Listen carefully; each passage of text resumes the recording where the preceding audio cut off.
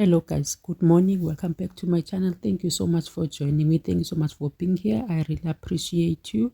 Do not forget to subscribe if you have not subscribed yet, and join in the community. Today sikwishow entsha Unganele season 3 episode 1. Icast yethu ibipha kula show ibizwa ngoba ngumakoti Are You The One. Uguy uye azise a potential makoti kowabo azohlala 21 days nomama zala nje nefamily, and then abambona uba uqhuba njani for uba amthathe abe ngumakoti. Bekukuninzi ke bekwenzeka kumakoti Are You The One. uBridget ebethi sathi uyakotisa ngapha nanku uThemba ngapha ubhizi ecaleni ngabosindi nabonomonde. Yo ibininzi into ebeyenzeka. Tamara ngapha bebedelela umama zala kodwa phinde azimela. Abantu bebemthandela uba ebezimela nokoketso emmela. Kodwa ke masithembe nje bebeze kweli cala nje kunganele noko sakhe siqhubeke nabo. Asazi ukuba basiphathele ntoni kodwa ke sawumane sireviewa every week behlala. Couple yethu yokuqala esizayijonga nguTamara nokoketso. Baseyiyo ke ikhapule bebeyikhapule kusuka kwabo kumakoti Are You The One. Ngoku bahlukene ukoketso noTamara. Tamara ke shem she's not happy. Uthi ukoketso was the love of her life, but ekuhambeni kwexesha waye wabona uba uyamyuza ukoketso. Ndingapha ukoketso caba ebetshita nabantu abahlukahlukeneyo. At least yena umama kaSithi I think uyavuya because kaloku umama kakoketso ebengamfuni uTamara, ebezithandela nje umama wabantwana yena uDemi, so uzawukhatsha amthathe ke ngoku amfake ngaphakathi. So umama uCaroline umama kakoketso so ukhulisa abantwana bakaDemi. Siyibone ke le relationship yabo uba izawubaphi njebe uTamara ingasekho ke ngoku kwipitch. Mzonda kakhulu uTamara, umbiza nange-narcissist hayi ebengamfuni nje at all.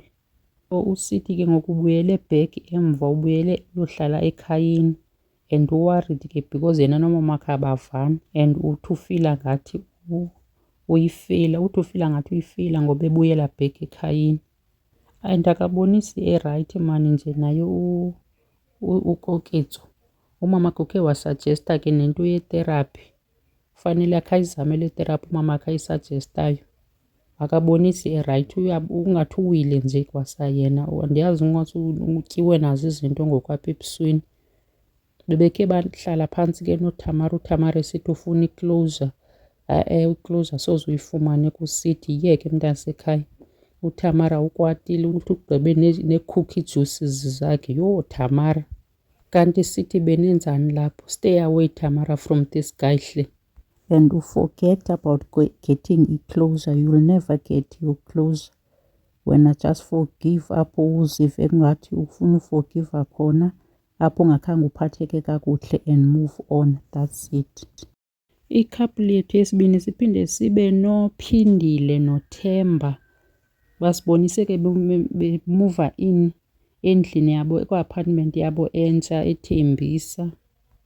uThemba uthi it's bigger and it's better kunalapho ebekade ihlala khona, and uThemba shem ebe-excited ngale ndawo bamuvela kuyo. uPhindile ke bengekho happy at all ngale ndawo baziswa kuyo. Uthi it's okay, it looks okay, and uthi ngapha uthengiselwe iphupha.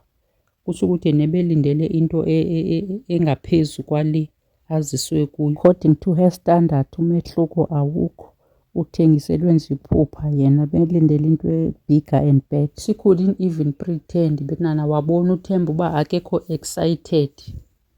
Imagine mara umntu athi usuke endaweni encinci uza kwenye ebhetere, ungazami nozama upretenda ungathi uyavuya. Yho, I feel ke lo Phindile is not percent kule relationship, because naye uyatsho uthi akafuni uthatha ithemba lakhe lonke alibeke ezandleni zikaThemba, lo uThemba wakhe. Omnye umlenze ungaphakathi omnye ungaphandle apha kuPhindile. And enye into uPhindile ayifunayo uthi ufuna uThemba abe serious ngeendaba zakhe zamalobolo. Uzawuba serious njani uThemba kodwa kakadivosi yet? And uThemba akazukwazi umane ethetha ngedivosi because le divorce yakhe funeka ade ayenza igqiba, kwafuni kuthethwe ngayo. Ugeli lona andiyi-understand into yakhe, ingathi ufuna uThemba abhatale ilobola and then xa ibonela uba uThemba ilobola uyibhatele akwazi ke ngoku utsho aphume emtshatweni agqibezele idivosi yakhe. ngokubona kwami engathi ufuna i-soft landing, akafuni uphuma emtshatweni aze kuThemba, uThemba atshintshe i-minds angamtshati. Ikhona nje umferiferi lo aleli phezu kwawo. Kanti what does she want from this man? Abanye abantu banelakhi ke, hence kudla ngokuthiwa ilakhi zabantu azifani. Uyamini uyadivosa ngapha sekunendoda elindileyo neenkomo zayo ilindele uba mayikulobole. So kowenu kuzawutyiwa nje iinkomo ezimbini, iinkomo zale ndoda yokuqala kuphinde neyesibini yeza ifuna izolobola. Hayi sana, unelakhi uphindile and kakawonqeni nomtshato. Uba uzawuthi usandophuma komnye umtshato ungakho uziphe netshansi ukuphefumle ube wedwa ukuzicinga uba urhalela ntoni, ufuna ntoni. Uphuma komnye umtshato sowuphinda futhi ugaxeleka komnye uyotshintsha ifani futhi. Oh hayi nkosi yam, yini nabawo. Ikaphu lethu ke sinayo eyesithathu nguThemba Maseko noBridget. Yho, andiyazi into esikuyo apha kwaba babini. Themba lo akekho serious nje, ugcwele ukudlala lo Themba.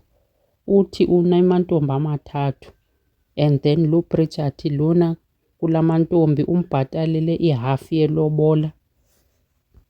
My question is, ufuna ntoni emtshatweni lo mntana? Ufuna ntoni?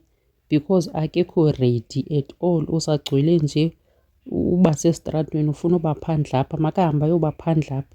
Uthi ke uGuy xa ithetha yena ubhizi ufixa i-situation yakhe, le three-way situation uyayibhizi uyayifixa, ufuna kusale umntu oyi-one. Ndawuthi nje uba ingeze yenzeke leyo. And ke ngapha uthi unamantombazana amathathu athi amithiswe nguye and akoyiki loo nto uyithetha phambi kwabazali bakhe. I mean izintloni xa uzothi ubuzwa ngabazali bakho uba i-protection ibiphi. At this age awuzazi bafanele usebenzise i-protection. Ulala nabantu abahlukeneyo without i-protection, beza kuwe bazothi bakhulelwe ngoku. Uyibhadlaze ebazalini le. Le relationship kaThemba noBridget nakayizini, it's not make sure le. Kukho uBridget uziphilela kwibhabhile nje yakhe yena yedwa. Yonke le mikhuba yenziwa nguThemba, uBridget akutsho uba kayazi, uyayazi kuyo yonke lezi iziguruguru azenzile. Ukhe wakule season sisuka kuyo kamakoti Are You The One ebelele nosista wakhe, waphinde waxola uthi uyabhilda noThemba wakhe and akazofumela mntu aze azongena phakathi kwabo azobaqhawula, azobohlula. Yintoni le uyibhildayo singayiboniyo? Because sithi ababukeleyo babukele le nto yenu, le show yenu, akho nto uyibhildayo apha, siboni into thina. Xa ndiyibukele mna nje lo Bridget uthandwa ngabazali bakaThemba. Yena uThemba lona maybe wenzela abazali bakhe uba ebona uba bayamthanda, because nangapha uthetha nangezithembu, ufuna nezithembu.